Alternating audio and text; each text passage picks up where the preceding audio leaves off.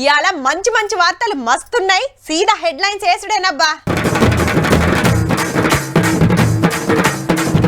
ఆంధ్రలా కొత్త సర్కార్ ప్రమాణం, అందరం చూడాల్సిందే సంబురం.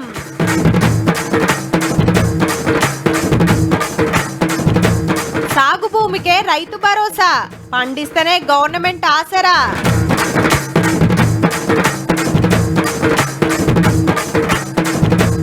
కొనని గొర్రెలకు 18 కోట్లు, పబ్లిక్ పైకానికి తూట్లు.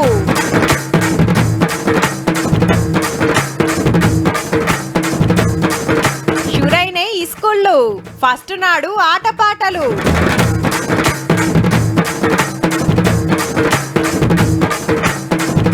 కొత్త సీఎం ప్రమాణానికి పాత సీఎం, ఇట్లుండాలే అసలు రాజకీయం. నషీవ్ అంటారో కష్టపడ్డాడంటారో ఇంకేమంటారో మీ ఇష్టం గాని చంద్రన్నేనబ్బా. అప్పట్లా చిత్తు ఓడిన, అసెంబ్లీలో అవమానం చేసిన, అరెస్ట్ చేసి జైలుకు పంపిన అస్సలు దగ్గలే. మళ్ళా ముఖ్యమంత్రి అయినాకనే అసెంబ్లీలో అడుగు పెడతా అని శపథం బట్టి అది సాధించి తీరిండు. 175 సీట్లకు సొంతంగా 135 వచ్చుడంటే మాటల మరి. ఇక జనసేన బీజేపీ పొత్తు కూడా లెక్కేస్తే 164 సీట్లు. 5 ఏళ్లు పవర్లున్న వైసీపీకి ఉత్త 11. అంతేకాదు ఢిల్లీ సెంటర్ గవర్నమెంట్ లా మెయిన్ పార్టీ సుత టీడీపీఏ. ఇక ఎలా ఆంధ్రప్రదేశ్ కు కొత్త సర్కార్ వచ్చింది. గా కార్యం ఎట్లా నడిచిందో చూడాలి కదా. చలో పాండ్రి మరి. నారా చంద్రబాబు నాయుడు అనే నేను శాసనం ద్వారా నిర్మితమైన భారత రాజ్యాంగం పట్ల నిజమైన విశ్వాసం, విధేయత చూపుతానని ఆంధ్రప్రదేశ్ ముఖ్యమంత్రిగా చంద్రబాబు సారు ప్రమాణం చేస్తుంటే సప్పట్లు కీకలే కీకలు. సారు సీఎం సీట్ల కూకునుడు ఇది 4వ పారి. 2 మాటల అఖండ ఆంధ్రప్రదేశ్ కు, 2 మాటల ఏరువాడ ఆంధ్రప్రదేశ్ కు. ప్రధానమంత్రి మోడీ సారు, సెంటర్ మంత్రులు, మహారాష్ట్ర ముఖ్యమంత్రి, బీజేపీల ముఖ్యమైన వాళ్ళు, ఏరే పార్టీల లీడర్లు బాగానే వచ్చిండ్రు. ఇక చిరంజీవి సార్ను బాలకృష్ణ సార్ ఇట్లా ఎదుర్కొన్నాడు. మన మెగాస్టార్, తమిళ సూపర్ స్టార్ పక్కపక్కకే ఊకున్నారు. ఇద్దరు తోపు హీరోలు వచ్చే వరకు అందరి కళ్ళు వీళ్ళ మీదనే అనుకోరా. బాబు గారి తర్వాత పవన్ కళ్యాణ్ సార్ ప్రమాణము. కొణిదెల పవన్ కళ్యాణ్ అనే నేను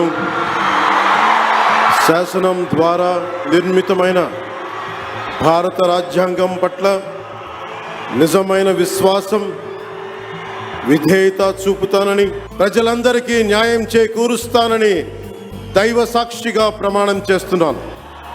అసెంబ్లీలో అడుగు పెట్టకుండానే, ఎమ్మెల్యేగా ప్రమాణం చేయకుండానే మంత్రి అయ్యిండు. జనసేన పెట్టిన 10 ఏళ్లకు అందరికి శనార్థి చెప్పుకొని అన్నయ్య దీవనార్థి తీసుకున్నాడు. గిట్లా అటెంక లోకేష్ సారు. నారా లోకేష్ అని నేను శాసనము ద్వారా నిర్మితమైన భారత రాజ్యాంగం పట్ల నిజమైన విశ్వాసం, విధేయత చూపుతానని. అప్పట్లో ఎమ్మెల్సీగా మంత్రి అయితే ఇప్పుడు ఎమ్మెల్యేగా మంత్రి అయ్యిండు. వచ్చిన వాళ్ళందరినీ అమరుకొని మామ దీవనార్థి తీసుకున్నాడు. బావ ముఖ్యమంత్రి, అల్లుడు మంత్రి అయిన ఆనందంలా చెల్లె భువనేశ్వర్కి గిట్లా ముద్దు పెట్టిండు బాలయ్య బాబు. బీజేపీ పెబ్బ ఉండి పెన్మిడికి సపోర్ట్ చేసినందుకు పురంధరేశ్వరి అక్కకు శనార్థి చెప్పింది చెల్లె. కింజరాపు అచ్చెన్నాయుడు అనే నేను, నాదెండ్ల మనోహర్ అని నేను, పొంగూరు నారాయణ అనే నేను, అనితా వంగలపూడి అనే నేను, డాక్టర్ నిమ్మల రామానాయుడు అనే నేను, పయ్యావుల కేశవ్ అనే నేను. 3 పార్టీలకెళ్ళి 24 మంది మంత్రులు అయితే అందులో టీడీపీకి 20, జనసేనకు 3, బీజేపీకి 1 పదవి వచ్చింది. కమ్మలకు, కాపులకు 4 వేసిస్తే రెడ్లకు 3 వచ్చినాయి. బీసీలకెళ్ళి 7, ఎస్సీలకెళ్ళి 2, ఎస్టీ, ముస్లిం, వైశ్యాల నుంచి ఒక్కొక్కరు మంత్రి అయ్యిండ్రు. కేబినెట్ లో సగం పడ కొత్తోళ్ళే. అందరు గ్రూప్ ఫోటో దిగినాక సన్మానాలు జరిగినాయి సంబురంగా.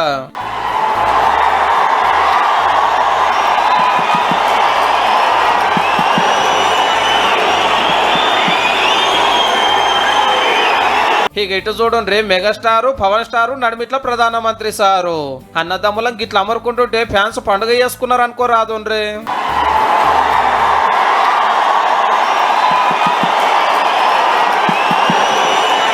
రజనీకాంత్ సార్ను సారులు ఇంటామని మందలిచ్చినాక బాలయ్య బాబు తోటి ముచ్చట నడిచింది. అట్లనే అందరినీ వల్కరించిండు ప్రధానమంత్రి సారు. మన కాడికెళ్ళి సెంటర్ మంత్రులు కిషన్ రెడ్డి సారు, బండి సంజయ్ సారు పోయిండ్రు. ఢిల్లీలో చంద్రన్న చక్రం తిప్పే లెవెల్ ఉన్నాడు కాబట్టి మోడీ సార్ నవ్వుకుంటా మస్తు ముచ్చట్లు పెట్టిండు.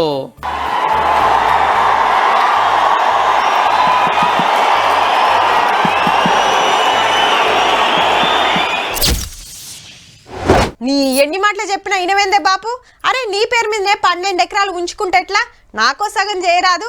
నీ ఇష్టం, ఇప్పుడే చెప్తున్నా చూడు. ఒకవేళ రైతు భరోసా కట్ అయింది అనుకో, మంచిగా ఉండదు. తమ్మి, నా పేరు మీద 8 ఎకరాలు ఉందిరా, నాదేమన్నా కట్ అయ్యేనా? నన్ను అడిగితే 10 ఎకరాలకు మీద ఉంటే పైసలు ఇవ్వద్దబ్బా, పెద్ద పెద్దోళ్ళకి ఎందుకు ఇవ్వాలి? అబ్బా నషివ్ అంటే గాలదేరా, 30 ఎకరాలు పడవ పెట్టినా పుక్కట్లనే పైసల పంట వండబట్టే అని ఊరి రచ్చబండల కాడ చర్చలు నడుస్తున్నాయి. ఇంతకు సర్కార్లు ఏం జరుగుతుందో చూడురి మరి. గుట్టల కట్టు, పడవ భూముల కట్టు, రోడ్ల కట్టు, వెంచర్ల కట్టు, ప్లాట్ల కట్టు, కాలువల కట్టు, ఇటుక బట్టీల కట్టు, కోళ్ళఫారాల కట్టు. హల్కగా చెప్పాలంటే రైతులకే రైతు భరోసా, సాగు భూమికే పెట్టుబడి సాయము. 5 ఏళ్ల సంధి పంటకు 1000 కోట్ల రూపాయలు పండని భూములకు ఇచ్చిండ్రు. మళ్ళా పేరు మీద తుంటే చాలు, దున్నినా దున్నకున్నా అది ఎట్లున్నా టింగు టింగుమని ఫోన్లు మోగుతుంటే పెద్ద సాంల మురుపం అలుగులు వారేది. అదే ఎకరమో అద్దెకరమో ఉన్నోళ్ళు బోరేసి మోటారు కొని దున్నిచ్చి నాట్లు పెట్టి మందు జల్లి పంటలు పండిస్తే పడే రైతు బంధు 4-5 వేలే. గందుకే సాగు భూములకే ఇయ్యాలని డిసైడ్ చేసింది సర్కారు. తెలంగాణలో 69 లక్షల మంది రైతులుంటే 1,52,00,000 ఎకరాలకు రైతు బంధు పడుతుండే. అయితే అందులో 5 ఎకరాల లోపున్న 64 లక్షల మంది చేతిలో 1,11,00,000 ఎకరాలుంటే ఉత్త 4 లక్షల మంది కానీ 40 లక్షల ఎకరాలని రికార్డులను బట్టి తేలిన లెక్క.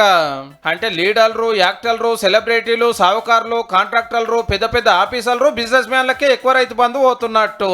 ఉన్న భూమి కంతియకుట 5 ఎకరాలకో 10 ఎకరాలకో ఇచ్చే ఆలోచన చేస్తుందట గవర్నమెంట్. ఎంత అనేది ఇంకా ఫైనల్ కాలే. అవసరమైతే అసెంబ్లీలో చర్చ పెట్టి అన్ని పార్టీల సలహాలు తీసుకొని డిసైడ్ చేస్తారట. అయితే ఈ 5-6 నెలలనే 5 ఎకరాల లోపు ఉన్నోళ్ళు 2 లక్షల మంది పెరిగిరట్టుల్లో. ఎక్కువ ఉంటే పైసలు రావేమోనని ఇంత ఇంటోళ్ళ పేరు మీద పట్టా చేస్తున్నారు అన్నట్టు. ఎన్ని ఎకరాలుంటే రైతు భరోసా వచ్చేది? 4 ఒత్తులు అయితే ఎరకైతుంది కానీ పండని భూములకైతే పక్కా కట్టే.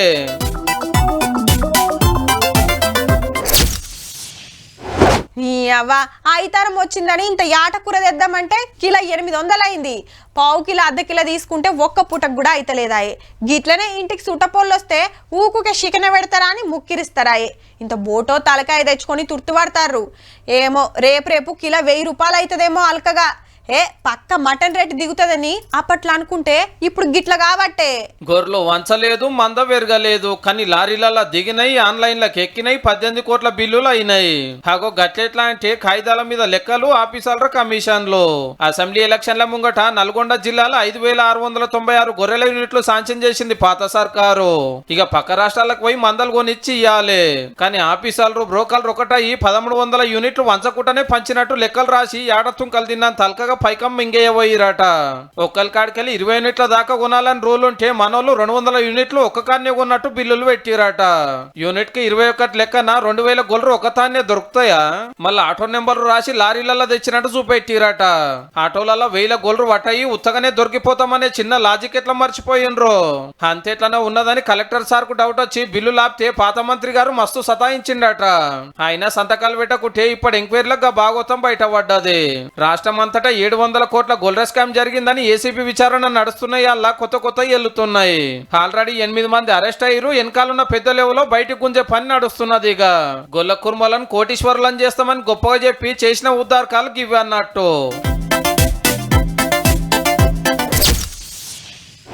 ఈ షింటుకాడేంది దినం 6:30కే లేచి అవతల పడేటోడు ఇలా 7:30 దాటినా లేస్తలేడు. మమ్మీ రాత్రి సంధి నాకు కడుపు మస్తు నొస్తున్నదే, కాళ్ళు కూడా గుంజుతున్నాయి. డాడీ ఇలా నేను బోను, మా దోస్తులంతా ఇంకా అమ్మమ్మ ఇంటికాడనే ఉన్నారు. మీ ఇంట్లో గీసంటి డైలాగ్లో ఇనబడి ఉండొచ్చు. ఇలా బళ్ళు చాలైనాయి కదా, ఇన్ని రోజులు ఆటల మీద పడి ఇక ఒయ్యిలు పట్టాలంటే గట్లనే ఉంటది మరి.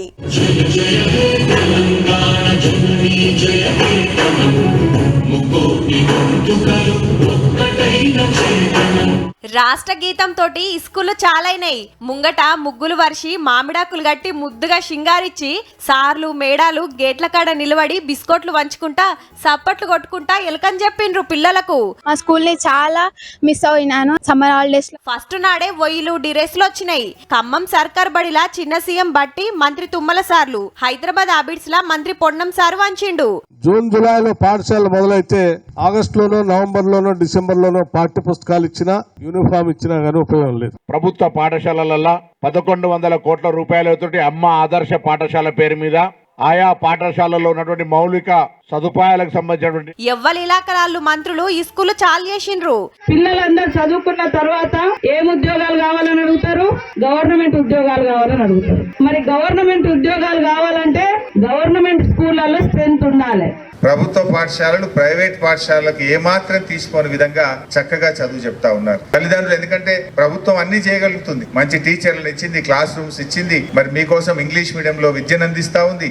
అందరూ కూడా ఇప్పుడు పెద్ద స్థాయిలో కనిపిస్తున్న వాళ్ళందరూ కూడా దాదాపు ప్రభుత్వ పాఠశాలలో చదువుకున్న వాళ్ళే. మాది కూడా ఒక ప్రభుత్వ పాఠశాలలో నుంచి చదువుకునే నేను ఇక్కడ వరకు రావడం జరిగింది. ఎండాకాలంలో తాతిల తర్వాత బడికొచ్చిండ్రు కదా, సవలతులు ఎట్లున్నాయని పిల్లలను మందలిస్తే బోర్డ్స్ కొత్త ఫిట్ చేసిండ్రు, బిల్డింగ్ కొత్త చేసిండ్రు, డిజిటల్ క్లాసులు చెప్తారు మాకు. నాకు ప్రైవేట్ కన్నా గవర్నమెంట్ చాలా ఫెసిలిటీ ఉంది సార్. ఏం ప్రాబ్లం లేకుండా మంచిగా చదువుకోవచ్చు. అక్కడ ఉన్న సవలతులన్నీ ఇక్కడ ఉంటాయి, కానీ వీళ్ళు ఫ్రీగా చెప్తారు, అక్కడ మనీ తీసుకుంటారు, అంతే తేడా. ప్రైవేట్ స్కూల్ సుత సంబురంగా ఓపెన్ అయినాయి. షానొద్దులకు బడి దోస్తులు కలిసినందుకు మురిసిపోయిండ్రు. అలవాటు తప్పినోళ్ళైరి ఓ 4-5 రోజులు పలసగానే వస్తారు. అందరు మంచిగా చదువుకోర్రి, ర్యాంకులు తెచ్చుకోర్రి. All the best.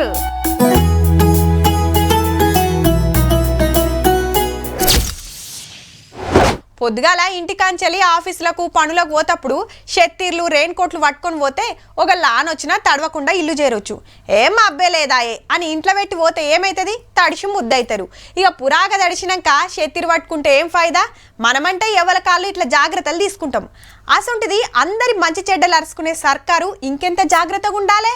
రోడ్లు చెరువులు కావద్దు, కాలనీల కాల్వలు వారద్దు, తొవ్వల నీళ్లు నిలవద్దు, మ్యాన్ హోల్ తెరిచి ఉండద్దు, ట్రాఫిక్ జాములు కావద్దు, రోడ్ల మీద చెత్తుండద్దు, గల్లీల దోమలు వెరగద్దు, పబ్లిక్ బీమార్లు రావద్దు. అలకగా చెప్పాలంటే ఆనాకాలంలో పత్తేడొచ్చి తిప్పలు రావద్దని హైదరాబాద్ ఆఫీసర్లకు ఆర్డర్ వేసిండు మంత్రి పొన్నం ప్రభాకర్ సారు. జామ్ అయ్యేటువంటి కేంద్రాలు ఉన్నాయో వాటి దగ్గర ప్రత్యామ్నాయ ఏర్పాట్లు కూడా అక్కడనే స్టోరేజ్ కొచ్చా ఒక అండర్ గ్రౌండ్ స్టోర్ పాయింట్ కట్టి ఆనాకాలంలో పట్నం పబ్లిక్ కు తిప్పలు రాకుండా ఏమేం చేస్తే మంచిగుంటదో జీహెచ్ఎంసీ, వాటర్ బోర్డు, కరెంట్ ఆఫీసర్లతోని మీటింగ్ పెట్టిండియాల. ఎంత ఖర్చైనా మంచిదే, పనులు లాపర్వ చేయొద్దని గట్టిగానే చెప్పిండు.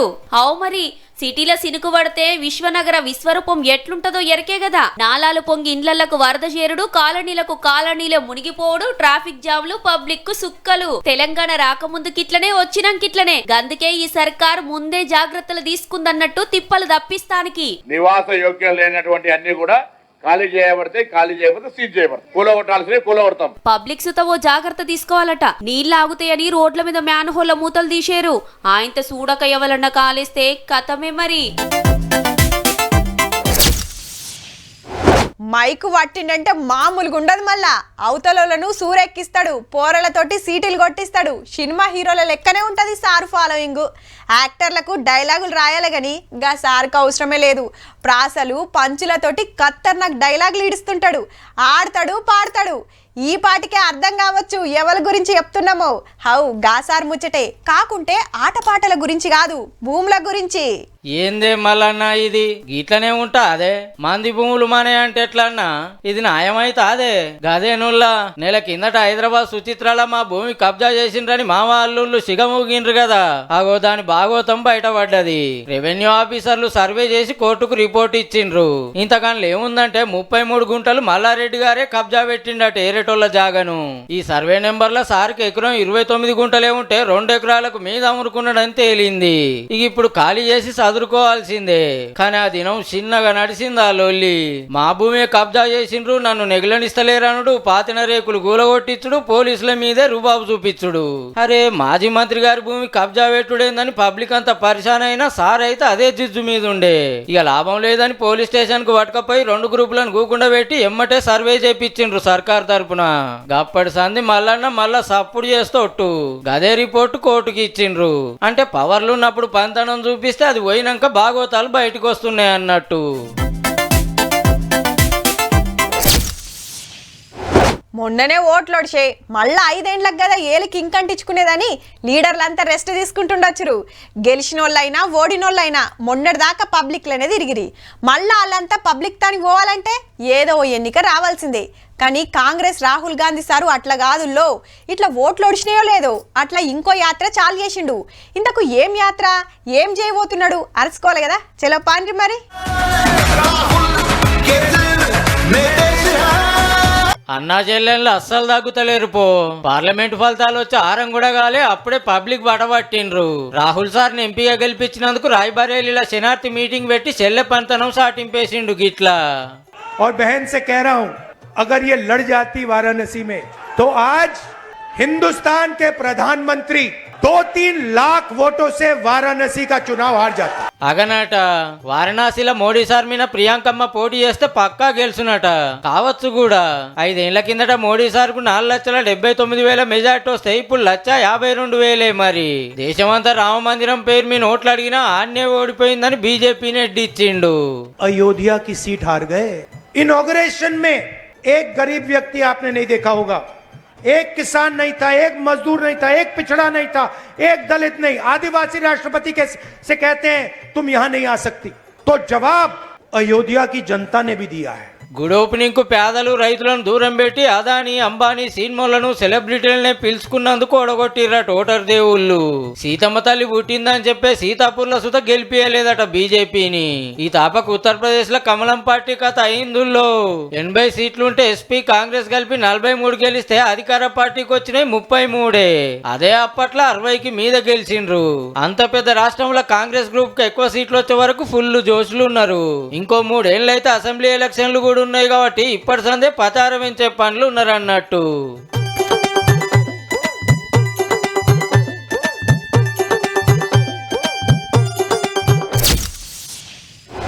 గవర్నమెంట్ కు ప్రతిపక్షానికి ఎప్పుడో కొట్లాట నడుస్తూనే ఉంటదుల్లా. వీళ్ళు అవునంటే వాళ్ళు కాదంటారు, వాళ్ళు కాదంటే వీళ్ళు అవునంటారు.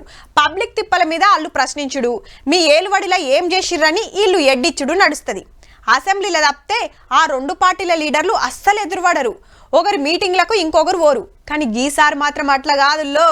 కొత్త సీఎం ప్రమాణ స్వీకారం స్టేజ్ మీదకి పాత సీఎం వచ్చిండని తెలవంగానే అమిత్ షా సారు వెనకకు మరీ ఎదుర్కొన్నాడు గిట్లా. ఇటు తోల్కరాంగానే సెంటర్ మంత్రులు శనార్థులు చెప్పి కూకుండా పెట్టిండ్రు. ఇంతల్నే రాజ్నాథ్ సార్ వస్తే నవీన్ పట్నాయక్ సార్ వచ్చిండని తెలవంగానే సట్న ఉరుకొచ్చి పలకరిచ్చిండు. ఇక ప్రధానమంత్రి మోడీ సార్ వచ్చినాక BJP MLA Mohan Charan sir ముఖ్యమంత్రిగా ప్రమాణం చేసిండు. శ్రీ మోహన్ చరణ్ మాఝీ ఈశ్వరంక నామరే శపథ కరువచ్చి జే వాచ్మెన్ కొడుకు సర్పంచ్ గెలిచి ఎమ్మెల్యే అయ్యి ఇప్పుడు ఒరిస్సాకు సీఎం అయిండు. అటెన్క మంత్రుల ప్రమాణాలు నడిచినాయి. కార్యమైనాక మోడీ సార్ కూడా నవీన్ పట్నాయక్ సార్ కాడికి పోయి మాట్లాడిండు. హౌమల్లా సీఎం సీట్లకెళ్ళి దిగినోళ్ళు ఎవ్వలిట్లా రారు. కానీ 24 ఏండ్లు ముఖ్యమంత్రి ఉన్న నవీన్ సార్ తరీకే అలాగుంటది. పబ్లిక్ ఇచ్చిన తీర్పును గౌరవించి పడని పార్టీ లీడర్ సీఎం అయ్యే కార్యానికి వచ్చిండు. అంతేకాదు మోహన్ సార్ ముందే నవీన్ సార్ వాళ్ళ ఇంటికి పోయి పిలిచిండట. సరే అని ఈ సార్ వచ్చిండన్నట్టు. రాజకీయాలంటే గిట్లుండాలబ్బా. కొందరు ఉంటారా నాయన. ఇక ఇప్పుడెందుకు తీయుర్రి, మళ్ళో పరి చెప్పుకుంటామాయే గాని.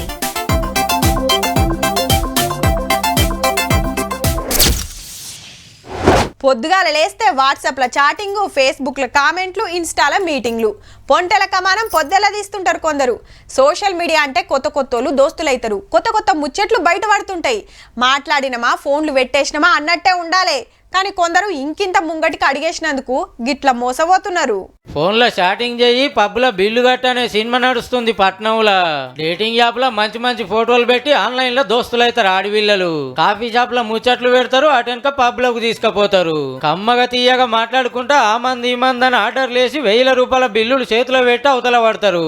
డెవిల్స్ నైట్ అని ఒక సపరేట్ మెనూ ఉంది. వీళ్ళదే పిఓఎస్ మెషిన్ వాడతారు. దాంట్లో షేరింగ్ బోత్ అమ్మాయి ఎవరు తీసుకొచ్చా ఆ అమ్మాయికి ఆ పబ్కి గదన్నట్టు పబ్ ఓనర్లే అమ్మాయిలతోటి ఈ డ్రామా నడిపిస్తున్నారు. ఫోటోలు ఆడవిల్లలే ఉంటాయి కానీ ఆన్లైన్ లో చాటింగ్ చేసేది మాత్రం మొగోళ్లే. లవ్ అని కొవ్వని పబ్బుకు పిలిస్తే అమ్మాయిలు వచ్చి కలుస్తారు. మందు పోసినట్టు కూల్ డ్రింకులు ఇచ్చి 1000 బిల్లు వేస్తారు. వచ్చిన పైకంలో ఆడవిల్లలకింత కమిషన్ ఇచ్చి కడమంది మొత్తం కమాయిస్తుర్రు. 40 రోజుల్లో 40 లక్షల రూపాయలు గుంజిర్రు అంటే చూడుర్రిగా. మాదాపూర్ లో పబ్బులో నడిచింది ఈ కథ అంతా. సాఫ్ట్వేర్ జాబులు చేసే అబ్బాయిలకే సూటు పెడుతుర్రు ఎక్కువ మట్టుకు. చెప్పుకుంటూ ఇజ్జత్ పోతుందని అందరు లోపట ఏడిస్తే ధైర్యం చేసిన వాళ్ళు కేసు పెట్టుడితోటి గ్యాంగ్ ఉంది దొరకబట్టిండ్రు పోలీసులు. ఆన్లైన్ యాప్లతోటి ఇసొంటి మోసాలు నడుస్తున్నాయి. జర చూసుకోరి మరి.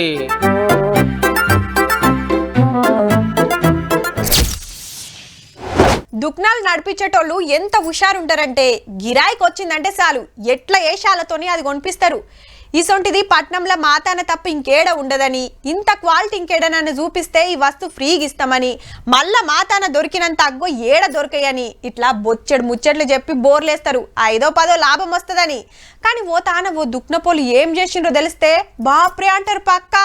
అమెరికా నుంచి వచ్చిన గీ అక్కను ఇద్దరు అయ్యా కొడుకులు నిండా ముంచుర్రుల్లా 300 సుతం ఉండని నగను 3,000 కాదు 3 లక్షలు కాదు 6 కోట్లకు అమ్మిరంటే చూడుర్రిగా. 2 ఏళ్ల కిందట రాజస్థాన్ రాష్ట్రం జైపూర్ సిటీ అందాలు చూస్తానికొచ్చి గీ షాపులో కొన్నదట. గంత పైకం పెట్టి కొన్నప్పుడు మరి చెకింగ్ చేపియలేదా నేరు. ఆ కథ సుత నడిచింది. ఒరిజినల్ ఏనని సబ్ టికెట్ సుత ఇప్పించిరట ఓ తానా. అక్క అవి పట్టుకుపోయి అమెరికాలో ఓ ఎగ్జిబిషన్ లో పెడతానికి చెకింగ్ చేస్తే గిల్ట్ నగని తేలిందట. ఈగేముంది లబ్బ మొత్తుకుంటా ఇండియా కురికొస్తే చల్ మాతాన నువ్వెప్పుడు కొన్నావని రివర్స్ అయ్యరట. ఇంత పనికున్నారని పోలీసులకు కంప్లైంట్ ఇయ్యంగానే 2 రోజులలో పైసలు ఇస్తామని పరారయ్యరట పనిమంతులు. అమెరికాకెళ్ళి మళ్ళొస్తాది అనుకుండ్రేమో. గా పైకంలోకెళ్ళే 3 కోట్లు పెట్టి బంగ్లా కట్టుకురట మంచిగా. ఏదో 10-12 లాభం చూసుకుంటారు గాని ఉత్త 300 నగకు 6 కోట్లు గుంజిన ముదుర్లను అస్సలు ఇడిసకుండ్రి సార్లు. మనమంటే బంగారం బగ్గగొంటాం కాబట్టి ఏది మంచిదో ఏది గిల్టుదో గుర్తుపడతాం. అమెరికా అయ్యే వరకు గింత డోకా చేసిండ్రు పాపం.